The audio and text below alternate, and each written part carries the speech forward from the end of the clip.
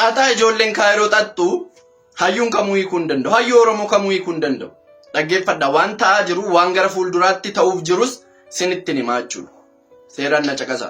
Warreen warrabsuuf jettanii dura dhaggeeffadhuufi bocoraa koo tortoraa koo dura dhaggeeffadhuufiti isa booda koomenti laata. Ishi dhaggeeffattee fitiin arrabsoo barreessitee sendi goyi tortoraa. Gara dubbii ijoo kiyyatti hin deemaa jechuudha.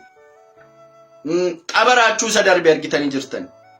Ummata Oromoo asiif asiin gandaan walitti kaachisanii waan isaan gochaa turanii argitanii jirtan. Maaliif ennaan guyyaa raachuun taphatu ji'a 3 beeksifate irratti Harargee buqqa'ee Harargee gargaaramu jedhan.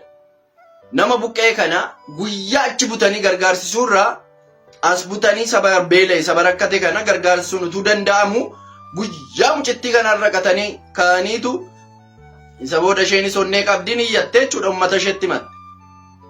Maaliif tapha korra buustanii? Maaliif guyyaa sana gootanii? Har'uma kana sabni keenya gargaaramu innaan uummanni Oromoon gargaaru jettee mbu'aa jettee raacheen jechuudha. Isa booda daasoraadha sila sangiifti laatu. Sisi nageenyu nuti uummata Oromoo rakkate kanas guyyaa sana gargaarra raachuu bira sin dhaabbanna. Kanaaf nurratti ni yiinaa jedhaniitu guyyaan sun darbee jechuudha. Isa amma dhufe immoo siifin himaa sammuu qulqulluudhaan taa'ina dhaggeeffadhu jechuudha. Amma immoo Fayyee jedhamti. Giiftara Oromooti. Warruma kaayiroo kana warruma tiiktookii famasoota kana gammachiisaa olti irra deemte. Gaafa isaan geema fayyumaa qabanii leenca 6 barra oofti. Gaafa isaan ta'an iddoo tokko taphatanii leencumarra oofti. Nama dhukkubsatee yoo argite birriidhaan doolaaraan bira dhaabbatti. Nama gammade bira yoo argite utuu isaan hin yaadin leencarra oofti. Giiftara isaaniiti jechuudha. Adda durummaan. Intala kana maal godhanii amma geema nan taphadhatte guyyaa isheen qabatteerra obboleessi keenya Mubaarak dhukkubsatee jira. Obboleessa keenya Mubaarak gargaaramuu qaba. Eeyyee gargaaramuu qaba. Obboleessi keenya waan gaarii hojjechaa tureera. Eeyyee gargaaramuu qaba. Kanarratti shakkii tokko hin qabu. Maal godhani gaa? Guyyaa intalli geemii qabattee sanarra silaa xaxaan isaanii xinnoo qabaare. Guyyaa intala nama dhukkubsateef uummata qaxaroo qabu. Mucaan kun famasiidha. Uummata Oromoo tiiktookii namni fayyadamu namni mucaa kana hin beekne tokko hin jiru. Guyyaa isaaf qabu maaltu barbaachisa? Har'uma kana Mubaarakaa gargaaramuun dhukkubsate taanaan booriftaan du'uu danda'a waan ta'eef har'uma uummanni Oromoo qimamoonni madaamii Oromoo daasporaamti kun har'uma hooy jedhee mucaa kana gargaaruu ni danda'a. Isaan garuu maal godhan? Guyyaa intalli geemii qabatteerra obboleessa keenyatu gargaarama. Jedhanii qucci. Intalli akka raachee akka nama dhiira tokko dubbatatti guyyaa sana geema kee dhiisi mubee keenya gargaaramaa jedhan. Intalli cabaa gogaa hin jedhu. Afaan ishee cufattee hin jirtu amma miidiyaan tapha ishee beeksifachaa hin jirtu. Kana na godhan hin jedhu. Asiin bahee hin jedhu. Asiin badee hin jedhu. Hin badde intalli miskiin. Utuu birrii ishee isaanitti dhangalaastu. Utuu doolaar leenca kana halkanii guyyaa funyaan ishee sammuu ishee saddoomaa kanarra oofaa ooltu akkas ishee godhanii intalli hin badde. Akka dhiira tokko baatee dubbatattiire. Akka dhiira tokko baatee akkas of argisiistiire hin argisiisu. Utuu birrii isheetiin isaan cinaa dhaabbattu intala balleessa. Maal dubbachuuf yan asirratti dhaggeeffadhu. Narrabsoo jettu. Bobobsaa godha dhaggeeffadhu. Anoo nani dhukkubsadhe ji'a tokko akkas buttanii naa gargaaruurra har'a na dhukkube har'uma namni na gargaaru har'uma maanan gargaara. Mucaa kana namni wallaalee hin jiru. Har'uma qabadhu si gargaarsisna biyya deemtee yaalamuu qabdutti waaqiin keenya hin danda'a ta'e amma danda'u si bira dhaabbannaa isa kaan immoo ati itti guuttadhu jedhanii har'uma kana gargaarsisuu danda'a. Tonkolii sammuun isaanii itti tortore beekumsa kan hin qabne beekamtii asirratti tiiktookii marratti ana dabalate tiiktookii marratti beekamtii argannee asirraati malee beekumsi hin jiru. Namaaf yaaduun hin jiru. Nama kaleessa waasii oolee fi oolmaasaa kanarraa waa yaaddee namichi kun yaa gammadu yookaanis immoo intalli kun birrii dhabdee miti baay'isoo. Uummanni Oromoo naa beeku utuun birrii koo akkas dhangalaasu uummanni koo yoo na beekee maa rakkoo qaba ka jedhudha. Kan isheen geema qabatte malee birrii dhabdee birriidhaaf miti kan isheen geema taphattu jechuudha. Amma midhaa uummanni Oromoo kan na beeku kan na jaallatu jettee of ilaaluuf malee intalli birrii ofiishee of moosiste abbaa taphattu faana Eertiraawii sana ofiishee teesseela. Giiftii Oromoon argee hin beekneen ofiishee silkii tokkoon teessee bum gooteef moosisuu dandeessi. Dhugaa rabbii sinitti baaba. Nama dhugaa dubbatu immoo hin jaallattanidha. Akkana godhatti gandeen. Yoo jettees rakkoo hin qabu. Kutaa 3-4tti adda kutte waan ta'eef sirraa waan gaarii, komentii gaarii, jecha gaarii, ilaalcha gaarii sirraa eeguun titii sarara damma eeguudha. Sii galee kanaaf intala kana balleessan hin badde intalli kun. Amma gaa badde.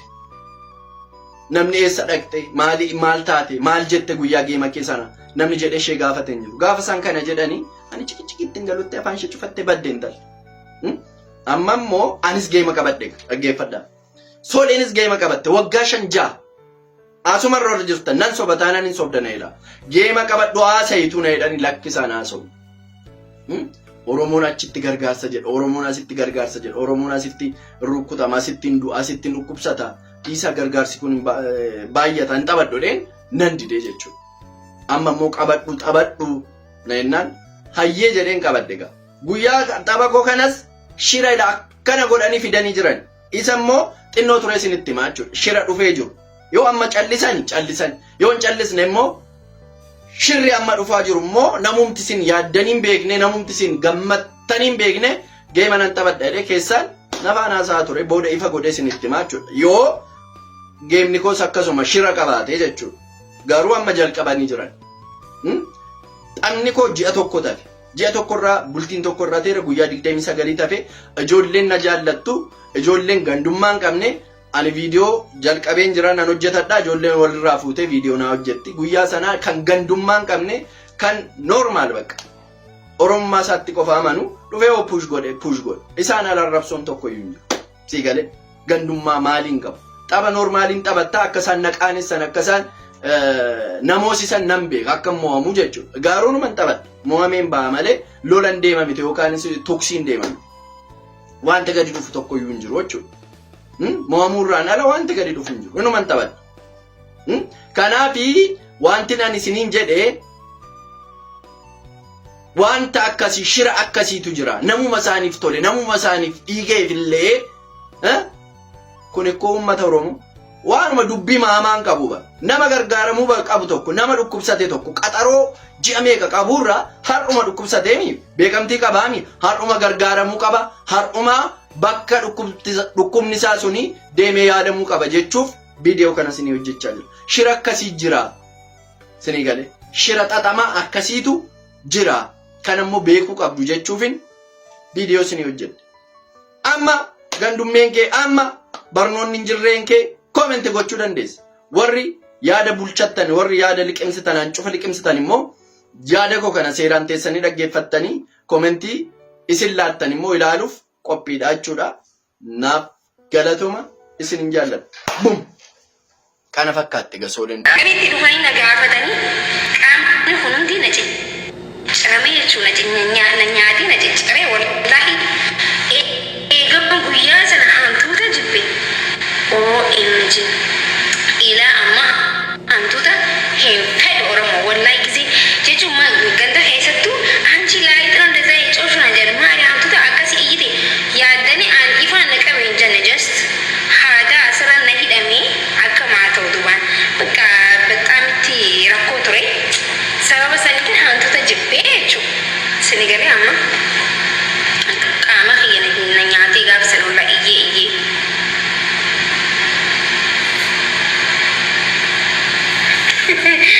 Waan biraan atoo yalakki asoo biratti dhabe uummata baay'ee kana arala siyaamir hedduu bareeda አንቺ ጋላ ብሎ ሊሞት ነው። አንዱ ደግሞ ቆይ ላስወግድ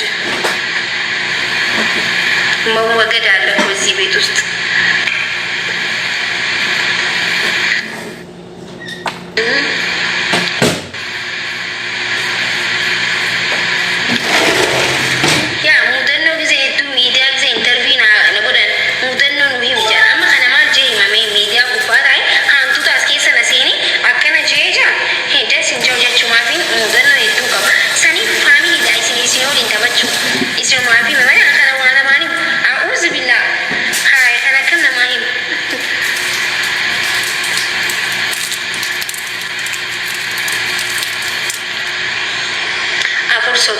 Thank you so much. Wabo.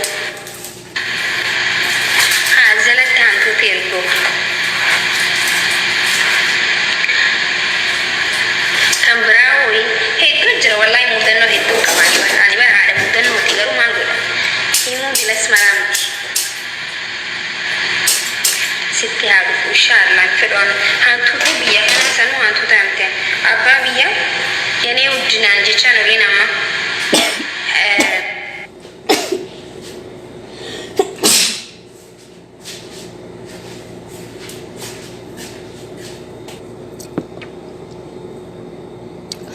Maki